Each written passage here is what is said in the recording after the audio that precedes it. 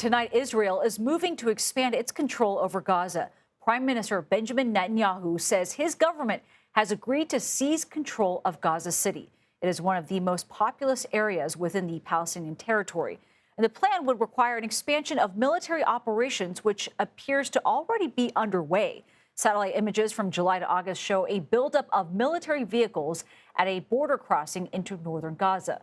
The prime minister says he wants to completely eradicate Hamas and ensure lasting Israeli security.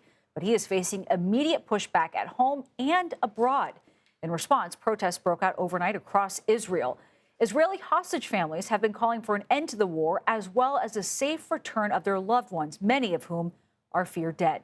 World leaders, they're also highly critical of this. UK Prime Minister Keir Starmer said that Israel's plan will, quote, do nothing to bring an end to this conflict, saying it will only bring more bloodshed. And the top human rights official at the United Nations said an Israeli takeover of Gaza would, quote, result in more massive forced displacement, more killing, more unbearable suffering. Israel's announcement comes amid an ongoing humanitarian crisis in Gaza.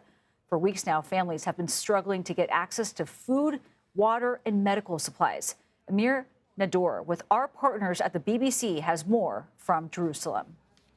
This decision by Israel's government has provoked outrage both in Israel and internationally too. The plan would see around 1 million Palestinians forcefully displaced from Gaza City, where they are sheltering, many of whom have already been displaced. They are fearful, they are hungry, and they don't know where they might be made to go next. It could cause untold further humanitarian suffering for those Palestinians. Here in Israel, we've seen hostage families today once again taking to the streets, saying that this plan could endanger the lives of their relatives who are still being held captive there in the Gaza Strip. Internationally, we've seen a number of European and Arab governments condemning the plan, including Germany, who said that they will halt weapons transfers to Israel until further notice. However, in the past few hours in Israel, we've seen a real hardening of the Israeli government's position, with the Minister of Defense saying that all the condemnation and the threats of sanctions won't weaken their resolve and indeed force them to change course.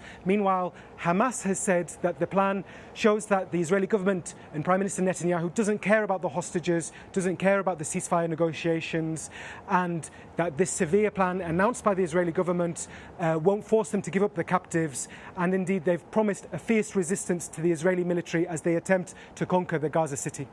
Back to you. Emir Nader, thank you. And CBS News national security contributor Sam Vinograd joins us now. There are so many that are calling this a humanitarian crisis. To that point, what would that mean for the Palestinians living in Gaza who are struggling right now simply to get food and to get water?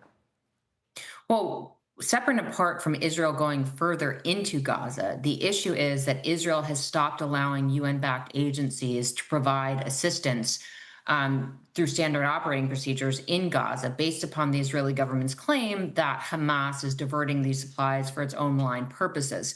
So the Israeli military has taken over the coordination of aid delivery in Gaza. And unfortunately, we're seeing truly horrific consequences, with children dying of malnutrition, a lack of food, lack of water, lack of medical supplies, and more. So as the Israeli government considers going further into Gaza, there are strong calls by the international community to lift what is being called a siege of Gaza and to allow UN-backed agencies to resume their aid delivery operations in Gaza overall.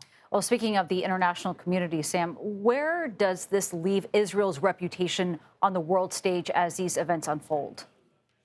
Well, after Israel was brutally attacked by Hamas on October 7th, there was strong international solidarity with the state of Israel. It was the worst attack on the Jewish people since the Holocaust. Unfortunately, there has been a shift in international condemnation now, not of Hamas, but of Israel, based upon the dire conditions in Gaza. Prime Minister Netanyahu says that his operations are necessary to eliminate Hamas, but the international community, really a broad range of countries, is calling on Israel to allow in more assistance so that children, women, the elderly aren't dying based upon a lack of food, water, and medical supplies. All right, Sam Vinograd, we really appreciate your insight today. Thank you very much. Thanks.